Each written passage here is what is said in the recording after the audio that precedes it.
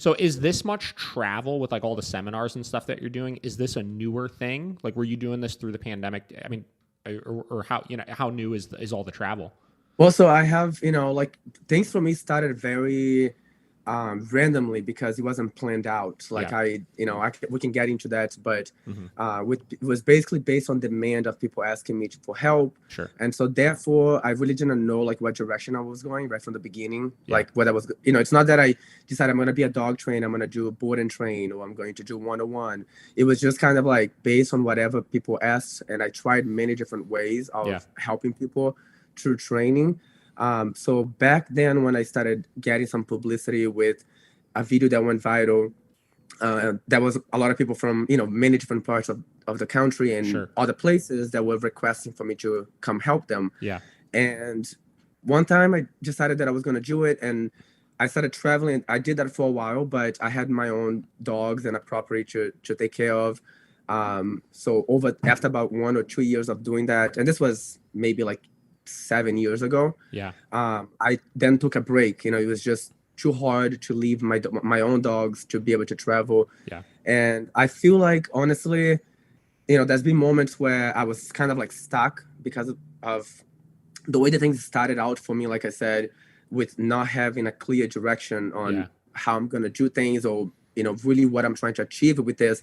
Since when I came to the US, like I was not even planning on staying here. Yeah. So this dog training thing is what really kept me here, because I was born in the US. I grew up in Brazil. Yeah. My family wanted me to come back here, forever. And I never wanted to. I grew up on a farm in Brazil. So I had my own cows and horses and dogs, my entire childhood. And so when I came here, it was kind of like after many, many years of them insisting that I would at least try it out. Mm-hmm. And after the first year, and I got my first dog, and people started asking for help.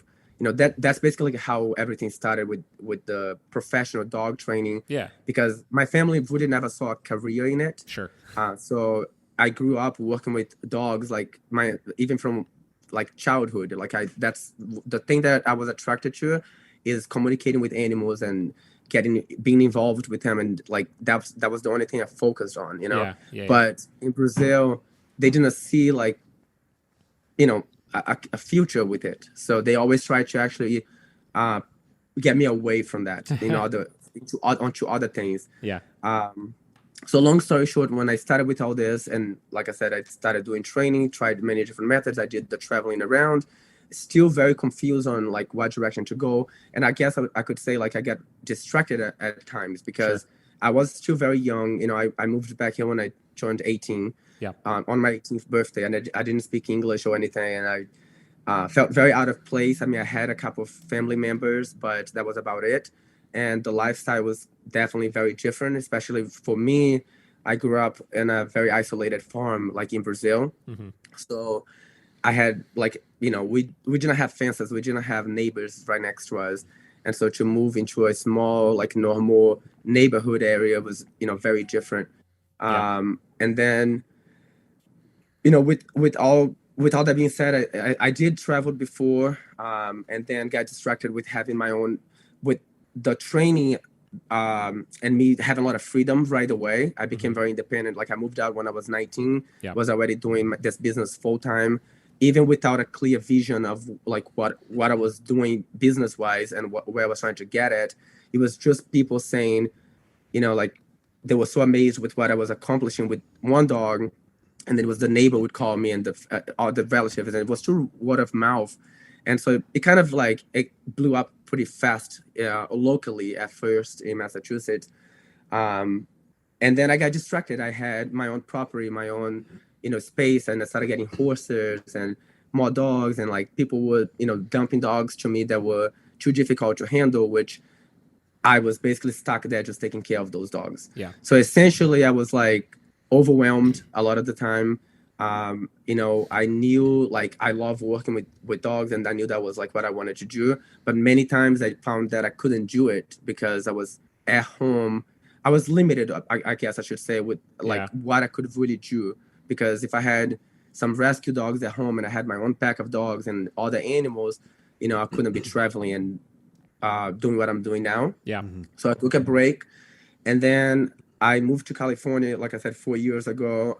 I downsized. At one point, I had a few dozen dogs on a 10-acre property before I moved to California.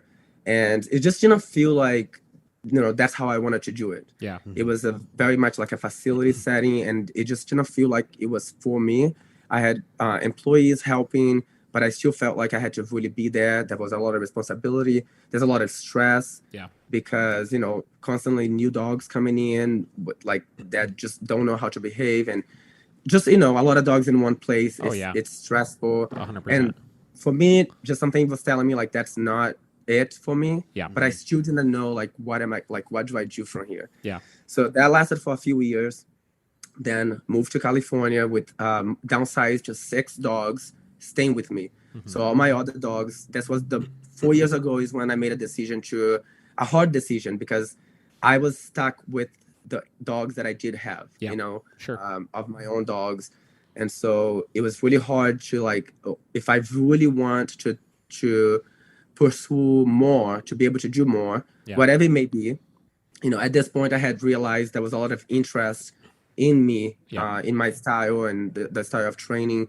So I thought I think what happened was actually, I blew up on one video on YouTube. Yeah. And so from that, people followed me on Facebook back then.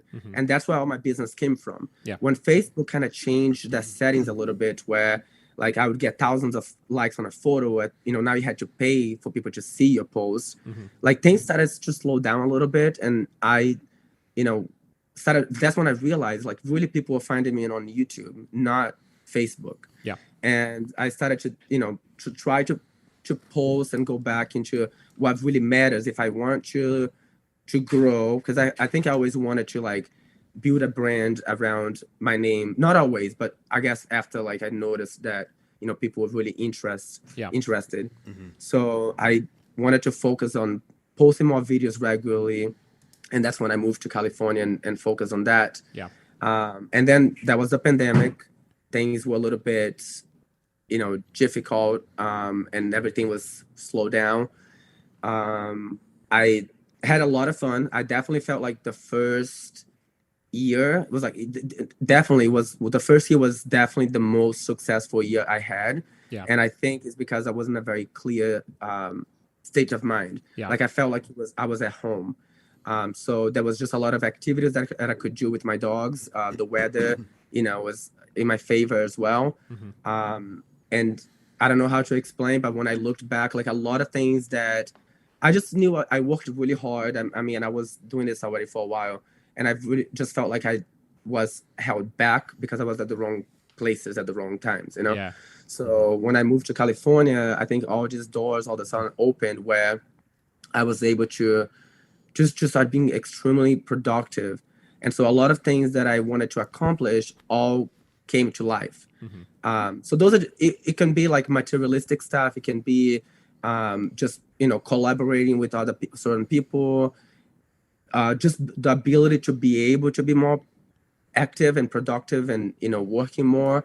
I was more focused. So I was able to accomplish a lot of that. Yeah. And then I would say, so at the end of last year, in October of last year, then I started feeling the same way again. Like I just kind of felt a little bit stuck. Sure. Like I had my own 6 dogs, and they definitely limit my life a lot if you have 6 dogs. It's a lot of dogs to have. Depend on being with me all the time. And especially with my dogs, they have a certain routine that they have to follow. Sure. They're trained as a pack. They go out and perform Yep.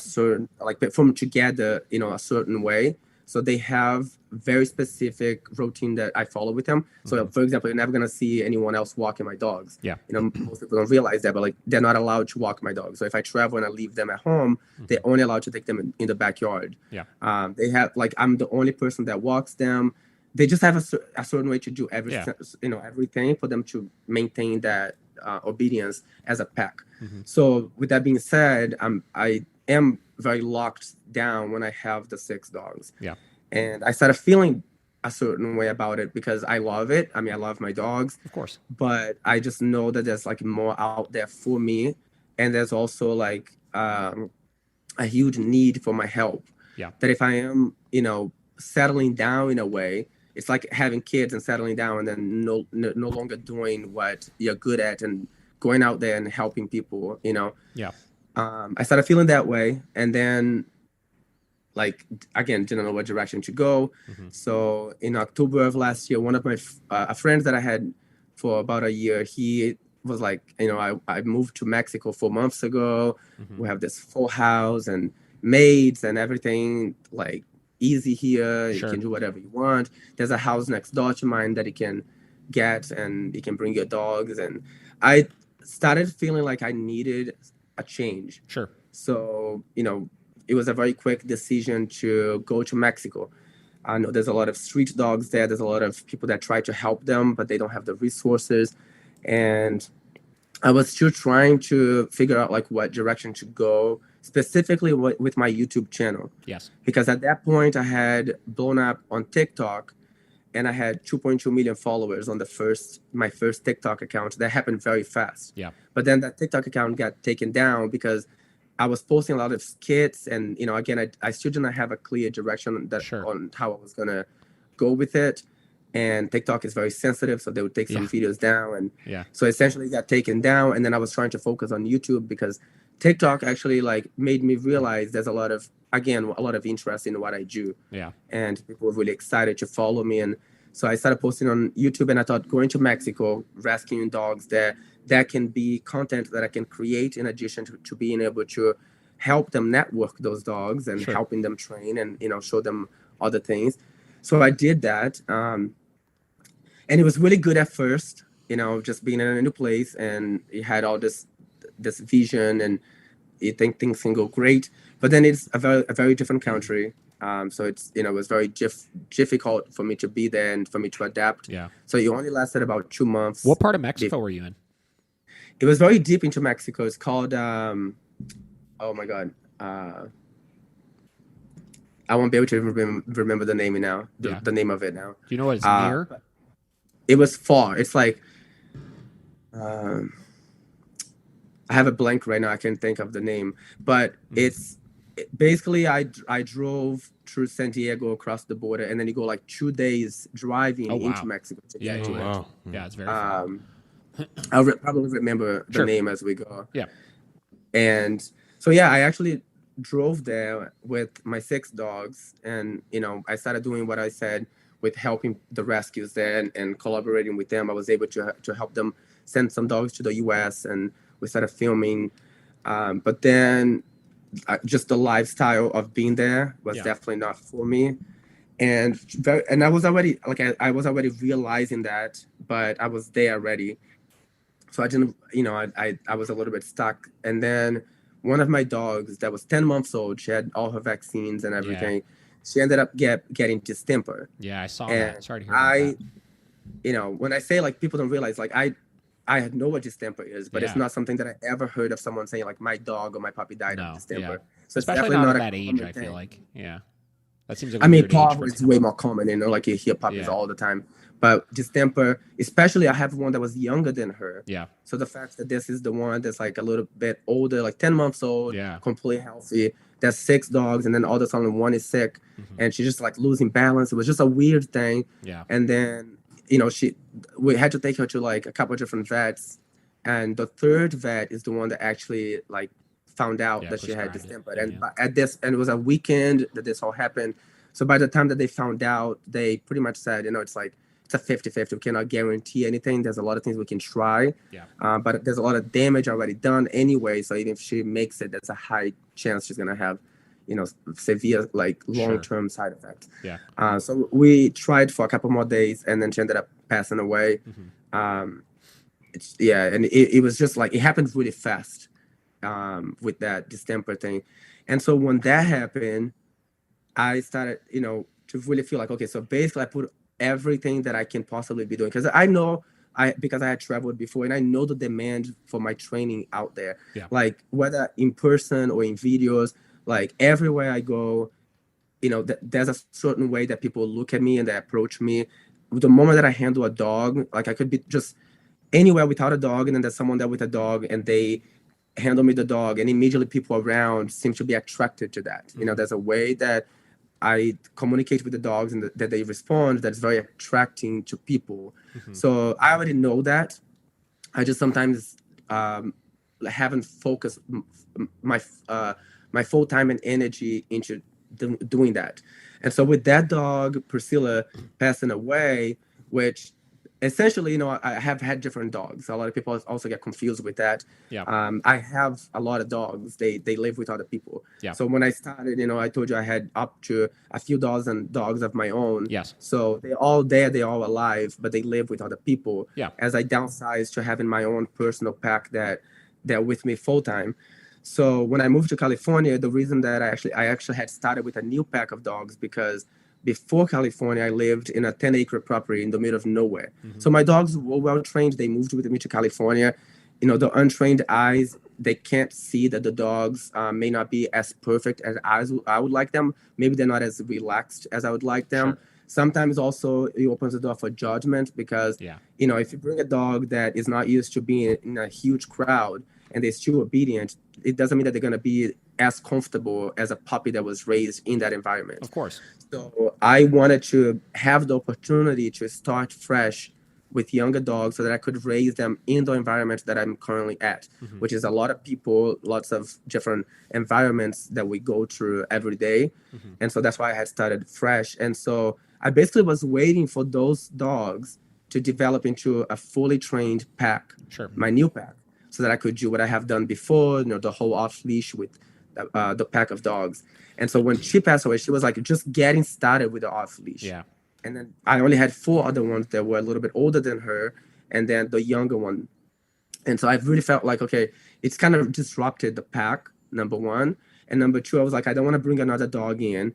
I don't have the time to start over with a brand new puppy again to have this dream pack. So that, because at that point, that's kind of like, that was my thing. That's how I could get my name out there to be able to build a brand and grow my, my views and all that.